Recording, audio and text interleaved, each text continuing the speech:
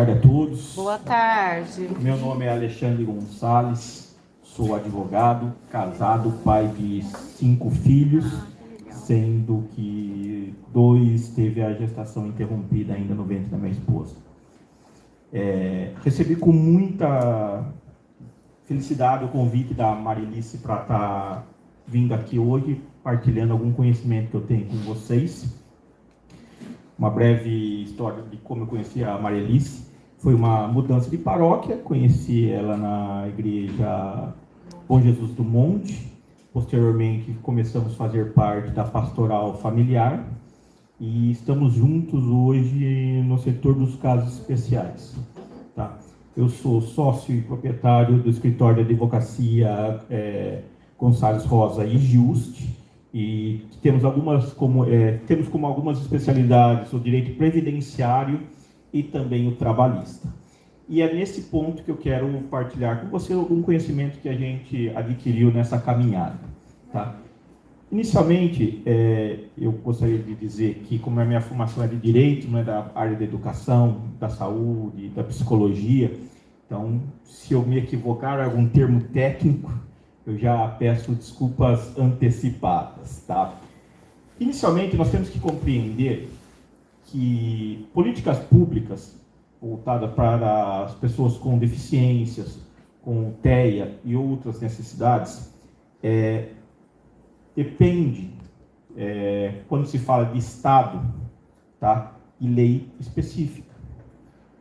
Ah, mas por que o meu município não faz isso? Por que o meu Estado não faz isso? Por que a União não faz isso? O Estado, como ente, só pode fazer aquilo que a lei permite. Okay?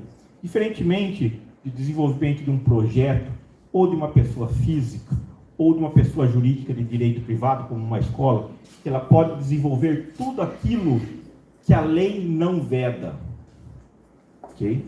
E é essa parte que a gente gostaria de começar trabalhando, tá? Por quê? Porque se vocês quiserem desenvolver o trabalho, o conhecimento que vocês têm dentro dos seus municípios, porque aqui nós estamos falando com os maiores pensadores no tema, tá?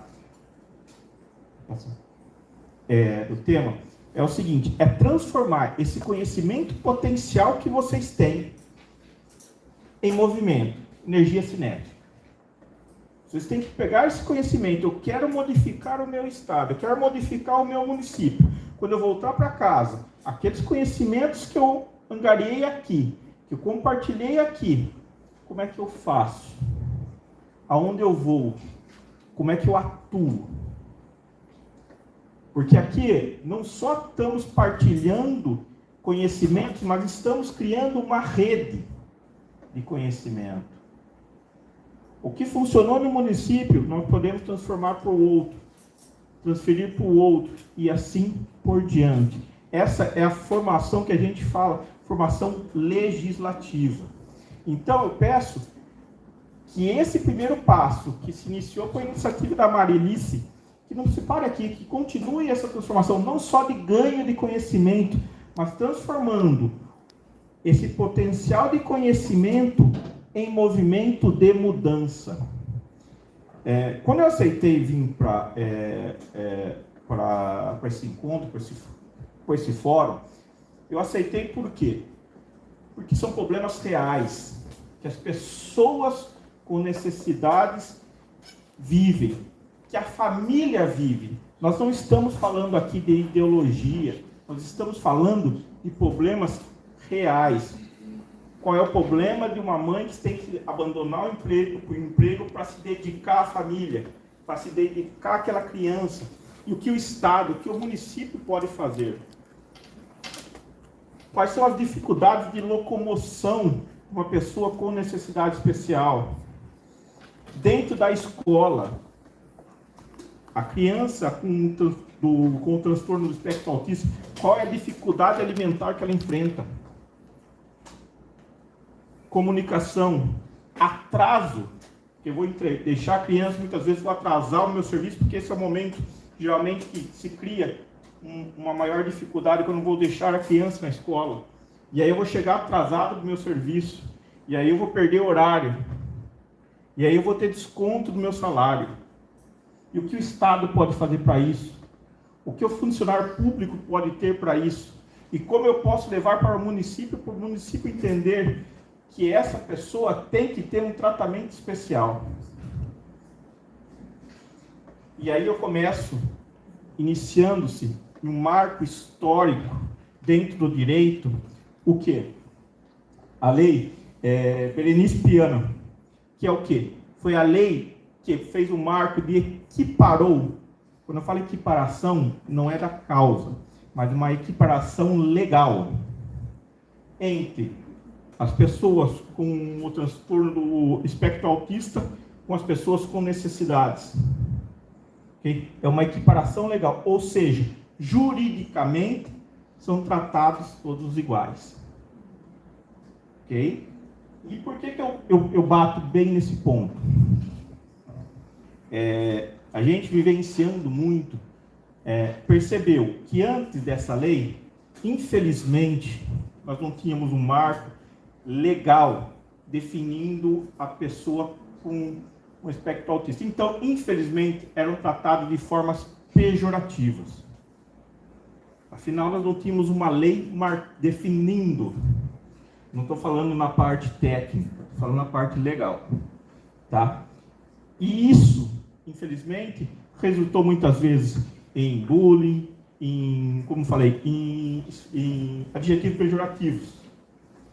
E é por isso que eu uso esse marco inicial. Por quê? O que aconteceu antes da lei, se a gente quiser evoluir como sociedade, nós temos que exercitar a misericórdia, porque você não tinha esse conhecimento, não tinha esse marco. A partir daí, quando há uma equiparação, você tem que tratar as pessoas com compaixão. Por quê? Porque daí a lei traz garantias. E aí nós, como sociedades, começamos a desenvolver ferramentas para tratar das pessoas com um carinho todo especial que elas merecem. Tá? E aí nós temos, posteriormente, a promulgação do Estatuto da Pessoa com Deficiência. Veja, houve a equiparação inicialmente do TEA com a pessoa com deficiência. E a partir daí, todos aqueles direitos que eram de um começam a abarcar o direito do outro. Tá certo? E veja, essa lei que garante, é uma lei que garante, mas a lei por si só, ela não dá eficácia, e a partir daí é um segundo passo que nós tem que estar trabalhando como agentes formadores. Vamos lá. Exemplificando. A lei Estatuto das Pessoas com Necessidades estabelece que você tem direito de preferência. Mas não é uma lei auto-aplicável. Nós precisamos de uma lei municipal para que fale, ou estadual, dependendo de onde vai, uma bancária estadual, vamos falar assim, dentro de um posto de saúde municipal, mas nós precisamos de uma lei que venha de aplicabilidade a essa lei, que dê eficácia a essa lei. E aí nós precisamos de uma lei especial exatamente voltada para isso. Ok? Então, hoje, nós estamos nesse ponto de desenvolver essas leis para quê? Para visar a aplicação do Estatuto das Pessoas com Necessidade Especial.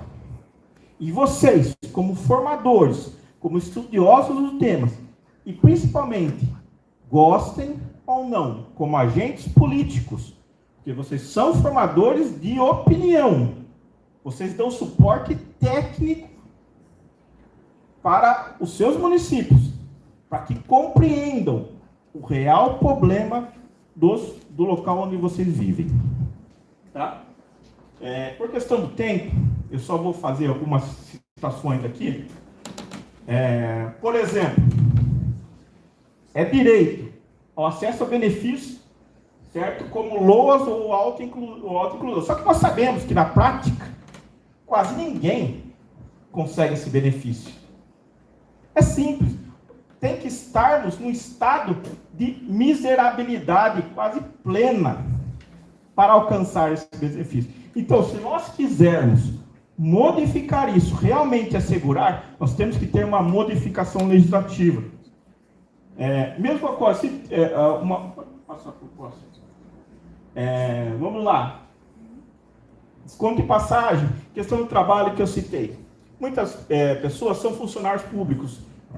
E aí uma lei municipal pode garantir, por exemplo, ausência, atraso, faltas sem considerar. Faltas para acompanhar filhos em tratamento em condições de necessidade especial ou ainda com TEA.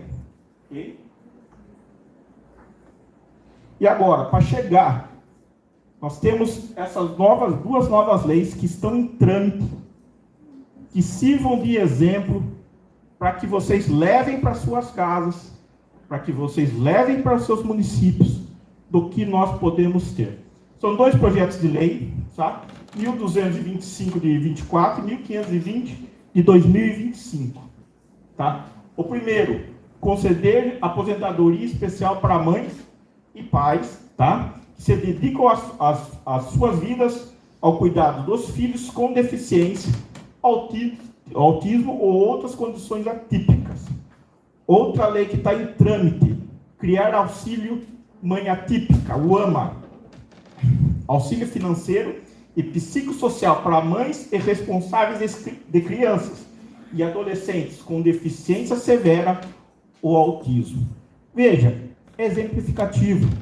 Essa lei vai atingir, de forma geral, quem está, por exemplo, vinculado ao INSS, IPASP, IPESP ou outras formas de previdências municipais ou estaduais não estão abarcadas.